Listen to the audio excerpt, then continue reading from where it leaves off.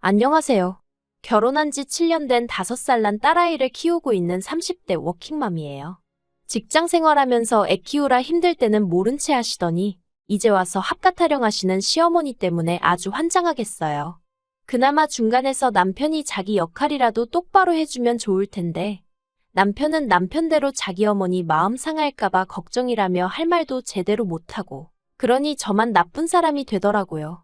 그래서 남편한테 저 아니면 어머님 둘 중 한 사람을 택하라니까 그래도 끝까지 곧 죽어도 그게 저라는 소리는 안 하대요. 유치하다면서 그러지 말라는 핀잔만 하고요. 솔직히 저도 그런 유치한 질문은 하고 싶지 않았어요. 하지만 오죽하면 그랬을까요?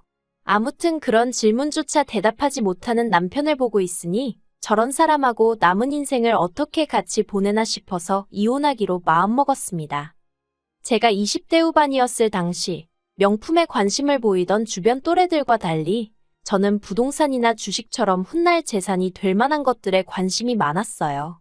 그리고 그건 아무래도 친정부모님의 영향을 받아서였을 거예요. 어머니는 부동산 중개인으로 일을 하고 계셨고 아버지는 증권회사에 다니고 계셨으니까요. 그렇다 보니 직간접적으로 보고 듣는 게 많았고 직장 생활을 시작한 이후로는 자연스레 그런 쪽에 투자를 하고 싶단 생각을 갖게 되었지요. 그렇게 꾸준히 관심을 갖고 공부를 하다가 미분양 아파트 하나를 알게 되었습니다. 그리고 어째서인지 몇 날 며칠 눈앞에 아른아른한 것이 아무리 생각해봐도 투자해 볼 만하다 싶대요. 그래서 친정부모님과 상의 끝에 분양을 받기로 했어요.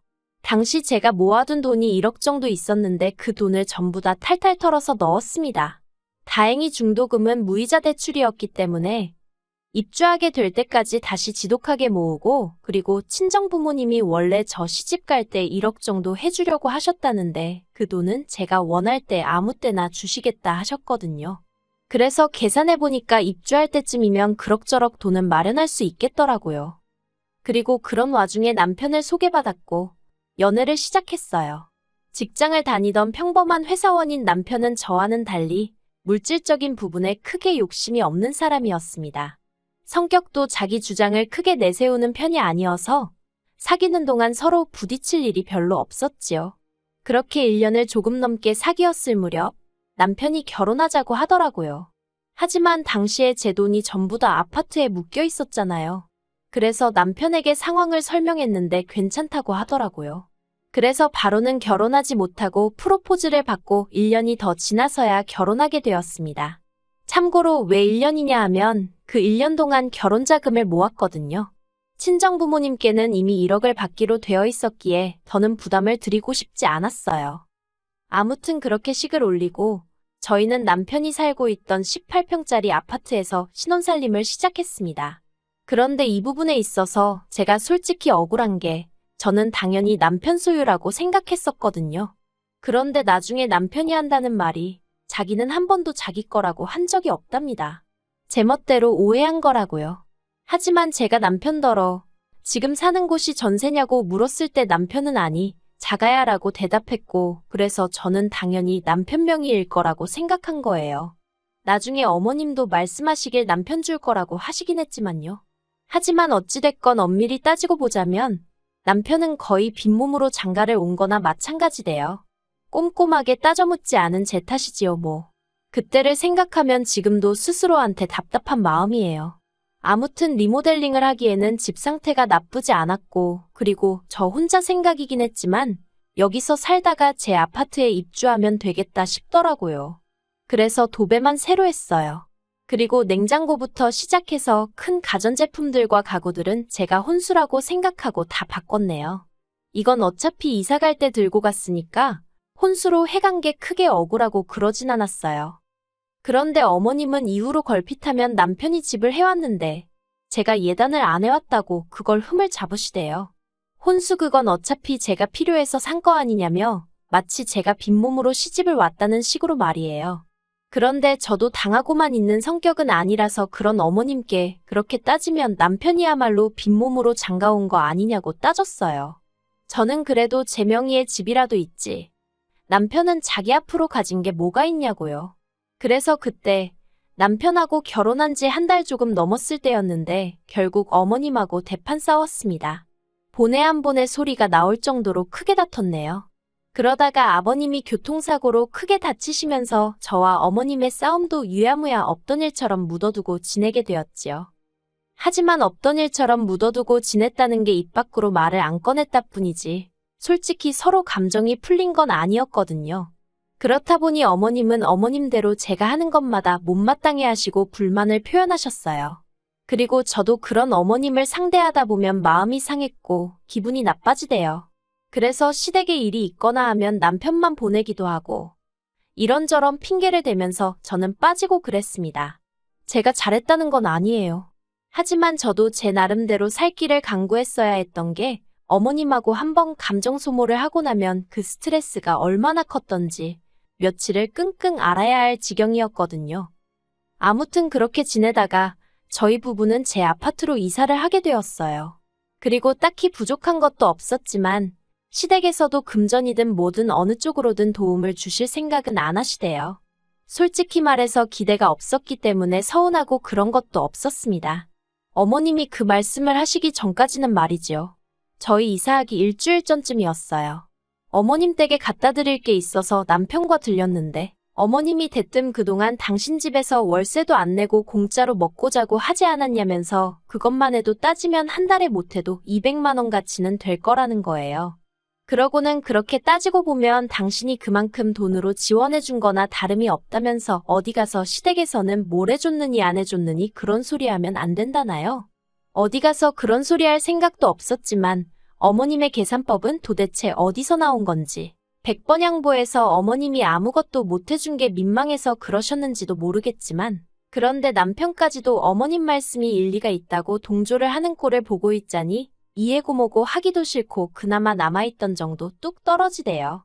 그래서 그때부터는 정말 최소한의 도리만 하고 살았어요. 그리고 저는 얼마 후 아이를 가졌습니다. 입덧이 심하지 않아 임신해 있는 동안에도 8개월 내리 출퇴근을 할 수 있었어요. 입덧이 심해서 회사를 관두는 사람들도 심심치 않게 봤던지라 걱정이 많았는데 다행이다 싶었지요. 그런데 진짜 문제는 육아였어요. 사내 규정대로라면 육아휴직은 1년까지 쓸 수 있었지만 솔직히 저희 사무실 안에서 그걸 1년 다 쓰는 사람은 없었거든요. 그리고 제가 굳이 그 스타트를 끊고 싶지도 않았고요. 그래서 남편에게 육아휴직 신청을 하라니까 남편 회사는 남편 회사대로 구조조정 중이라서 눈치가 보인다고 하는 거예요. 막말로 육아휴직 냈다가 돌아왔는데 자기 자리가 없어지기라도 하면 어떡하냐고요. 그러면서 자기가 어머님한테 한번 부탁을 드려본다더군요. 하지만 결론부터 말하자면 어머님이 단칼에 거절하시더랍니다. 이제 자식들 다 키워놓고 놀러도 다니고 좀 자유롭게 살려고 하는데 그게 무슨 소리냐면서 못해주신다고 했다는 거예요. 그리고는 저희 어머니를 지칭하시며 거긴 나이도 어리지 않냐면서 거기다 맡겨라고 하셨다대요. 그뿐만이 아니었습니다. 그러면 그냥 남편도 알겠다고 대충 얼버무리고 오면 되지. 어머님 앞에서 저희 친정어머니께 전화를 드렸더라고요. 그리고는 어머님이 시키는 대로 손녀 좀 봐주실 수 없겠냐고 부탁을 드린 거지요. 그래서 저희 어머니가 저희 애를 봐주기 시작하셨어요. 매일같이 하원을 도와주시고 저녁도 차려주시고 그러셨지요. 저녁은 안 해주셔도 된다고 극구 말렸는데 회사에서 종일 시달리고 퇴근했을 딸이 부랴부랴 부엌에서 고생할 거 생각하니까 마음이 안 좋다고 하시면서 어떻게든 한 끼는 차려주고 가시더라고요. 그래서 남편과 상의 끝에 한 달에 100만 원씩 드리기 시작했습니다. 원래는 시터를 써도 200은 준다는 말에 200에 맞춰드리려고 했는데 그러기엔 형편이 빠듯하기도 했고 친정어머니도 부담스러워 싫다며 손사래를 치셨거든요. 그래서 100만 원씩 드리고 남은 100만 원은 제가 모으기 시작했어요. 혹시 큰돈 들어갈 일이 생기거나 근사한 선물을 해드리고 싶을 때 쓰겠다는 생각이었지요. 그리고 한편 친정어머니가 저희 애를 봐준다는 소식은 당연히 어머님 귀에도 들어간 모양이 돼요. 어머님이 웬일로 저한테 전화를 하셔가지고는 너네 엄마가 고생이 많네 어쩌네 하시더니 대뜸 그래서 애 봐주고 돈도 받아가냐 그러시는 겁니다. 생각지도 못한 질문이었지만 네 그렇다고 했어요. 그랬더니 어머님이 할머니가 손녀를 봐주는데 무슨 돈을 받냐면서 할머니 입장에선 손녀랑 하루 종일 있으면 안 심심하고 좋지. 손녀가 효도하는데 돈까지 받아가냐는 식으로 말씀을 하시는 거예요. 하지만 어머님의 막말은 그게 다가 아니었습니다. 지금이야 집값이 많이 떨어졌다고 뉴스에 나오고 있지만 제 아파트는 그래도 제가 처음에 분양받았을 때랑 비교하면 3배 가까이 올랐거든요. 그리고 그렇게 작년 재작년에 비해서 크게 떨어지지도 않았고요. 그리고 이 사실을 알게 되신 어머님은 작년부터 그렇게 집값이 올랐다면서 어쩌고 하시더니 급기야 이참에 당신들 아파트도 팔고 저희 아파트도 팔아서 그 돈 다 합쳐서 어디 단독주택 하나 지어서 같이 살면 좋겠다. 무슨 말도 안 되는 소리를 하시는 거예요. 사실 아버님 건강이 많이 안 좋아지시면서 어머님이 전보다 밖에 자주 못 나가시고 아버님 옆에 붙어 있어야 하는 상황이 잦아졌거든요. 그러니 그런 생각을 하게 되신 것도 같아요. 하지만 아무튼 어머님 아버님 사정이 어떻건 간에 저는 그렇게 같이 살 이유가 없었지요. 물론 어머님 아버님 면전에다 대고 싫다 못 산다 할 수는 없어서 어머님이 그런 이야기를 꺼내실 때마다 그저 앞에서 적당히 웃어 넘겼지만요. 대신 남편더러 나 없는 자리에서 확실히 이야기해 놓으라고 했어요. 그런데 남편도 알았다고는 하면서 정작 그런 대화가 나올 때마다 얼렁뚱땅 넘어가려고만 했지 어머님한테 그런 말씀 마시란 소리는 죽어도 안 하더라고요. 그러다 지난 주말이었어요. 남편이 모처럼 시부모님 모시고 식사라도 하자며 자리를 만들었대요. 내키지는 않았지만 어버이날이 코앞이기도 했으니 겸사겸사 본다 생각하면 되겠네 하고 나갔습니다. 그리고는 이런저런 이야기를 주고받는데 어머님이 갑자기 생각났다는 듯이 얼마 전에 부동산에 다녀오셨다는 이야기를 꺼내셨어요. 친하게 지내는 부동산 여자가 있는데 그 여자가 집 짓고 살기 좋은 동네라며 땅을 몇 곳 소개해 주더라는 겁니다. 그리고는 저더러 그나저나 너는 집을 언제 팔 거냐면서 하루라도 빨리 팔아야지 그러다 아파트 값이 떨어지기라도 하면 어떡하냐대요. 저는 아파트를 팔 생각이 조금도 없었는데 어머님 혼자 뭐가 그렇게 마음이 급하신지 그리고는 어머님이 덧붙이시기를 당신 사시는 아파트는 팔려고 내놓으셨답니다. 어머님 아파트 판돈으로 땅부터 살 거고 저희 아파트가 팔리면 그 돈으로는 이제 공사하고 그러면 될 것 같다나요. 정말이지 저희와는 한마디 상의도 없이 혼자 엄청난 계획을 세우고 계시대요. 결국 듣다 못한 제가 그렇게 갑자기 집을 내놓으시면 어떡하냐 그러다 집이 팔리기라도 하면 어디서 지내려고 그러시냐 물었습니다. 그랬더니 당연하다는 듯이 너희 집 팔릴 때까진 일단 너희 집에 있다가 같이 이사하면 되지 그러시는 거예요. 황당해서 저희 집이요 하고 되물으니 너네 방 하나 남지 않냐면서 일단 불편해도 거기서 지내시면 된다며 걱정 말라나요. 게다가 그뿐만이 아니었어요. 어머님이 요즘에도 니네 엄마한테 애 봐주는 걸로 돈 주냐 그러시길래 또 무슨 소리를 하려고 그러시나 싶어서 지난번과는 달리 안 드린다고 했거든요. 그랬더니 이번에는 전과는 완전히 다르게 왜 돈을 안 주느냐면서 당신은 받을 거랍니다. 애 봐주는 공은 없다면서 같이 살게 되면 싫으나 좋으나 당신이 살림도 해야 할 수도 있고 애도 봐줘야 하니 한 달에 200은 줘야 한다고 하시는 거예요. 들을수록 가관도 이런 가관이 없네 싶어서 남편을 쳐다봤어요. 그리고는 어머님한테 빨리 무슨 말이든 한마디라도 하라고 눈치를 줬는데 남편이 슬쩍 제 눈을 피하더니 아무 말도 안 하대요. 그러니까 진짜 부하가 치밀어서 더는 가만히 있으면 안 되겠다 싶더라고요. 제가 어머님 떨어 남편이 말을 안 했냐며 말문을 열었습니다. 남편한테 어머님하고 같이 못 산다고 말씀드리라고 했는데 못 들으셨냐고요.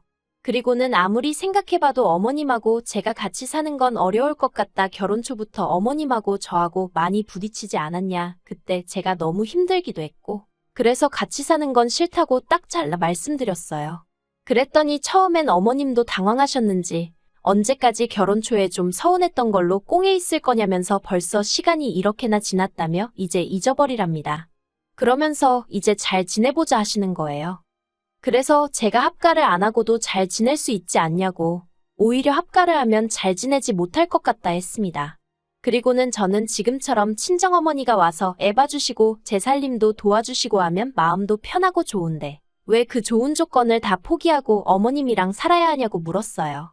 제가 왜 제 집에서 어머님 눈치 봐가며 비위 맞춰가며 살아야 하느냐고 그렇게 살기 싫다고요. 그랬더니 어머님이 저더러 싸가지가 있네 없네 하시면서 소리를 지르시는 거예요. 어느 정도 화를 내실 거란 건 예상하고 있었기에 크게 놀라진 않았어요. 그리고 한 번쯤은 거쳐야 할 관문이라고 생각했지요. 그런데 그때 이때까지 입 딱 다물고 있던 남편이 가만히 있으면 자기가 알아서 다 이야기를 할 건데 왜 이를 키우냐면서 어머님 앞에서 저를 무슨 학생나무라듯 나무라는 거예요. 진짜 황당해서. 제가 남편더러 말을 그따위로 할 거면 그냥 당신도 내 집에서 나가라고 했어요. 보태준 것도 없으면서 집값이 올랐으니 파네마네. 아주 떡줄 사람은 생각도 안 하는데 왜 다들 김칫국이냐고 소리를 질렀지요. 그리고 제가 그렇게 악다구니를 쓰니 그제서야 남편이 약간 꼬리를 내리면서 미안하답니다. 그냥 자기도 상황이 답답해서 순간 욱했다나요. 제가 남편더러 나랑 살 거면 어머님한테 확실히 같이 못 산다고 못을 박으라고, 그리고 이제 내가 어머님하고 마주치는 일은 없게 해달라고 했어요. 한마디로 어머님하고 나 둘 중에 하나만 고르라는 얘기야 하니까 남편이 곤혹스러운 표정으로 시간을 좀 달랍니다. 무슨 말을 그렇게까지 하냐면서요. 그런데 남편의 그런 태도에 저는 더 실망을 했어요. 어떻게 남편이 돼서는 아내한테 끝까지 믿음을 못 주나 싶은 게 한심하기도 하고, 그동안 남편이랑 산 세월이 다 허송세월 같고 그렇더라고요. 그래서 결국 남편한테 더 주고 말고 할 시간 없다고 깔끔하게 이혼하자 했습니다. 남편더러 협의 이혼할 건지 소송을 할 건지 그 정도는 선택할 수 있지 하고는 2주 줄 테니 결정해서 알려달라고 했어요. 그리고는 딸 데리고 일단 친정으로 왔네요. 그리고 이렇게 사연을 적으면서 과거를 곱씹어보니 생각할수록 이혼만이 답인 것 같습니다. 저랑 이혼하면 남편은 개털이나 마찬가지인데 솔직히 불쌍한 거 없어요. 어머님 계산대로면 제 집에서 남편도 자기 먹고 사는데 필요한 생활비만 벌어다 준 거니까 그다지 억울할 일도 아니겠지요. 그리고 남편과 싸움이 이렇게 커지고 나서야 어머님이 아까 이야기는 안 하겠다면서 그냥 앞으로 자주 얼굴이나 보고 살자 하셨는데요. 원래 하나 주면 2개 바라고 2개 생기면 3개 바라는 게 사람 욕심 아니겠어요? 어머님은 집 짓고 살면 나중에 그 집 다 저랑 남편 거 된다는 소리도 하셨지만 그 집 없어도 제 인생에 불편할 거 하나 없고요. 먹고 사는데 지장 없고요. 필요 없는 거 받자고 굳이 고생하고 살 이유가 없잖아요. 그냥 이제 빨리 남편하고 법적으로 깔끔하게 남남되어서 더는 스트레스 안 받고 살고 싶은 마음뿐이에요.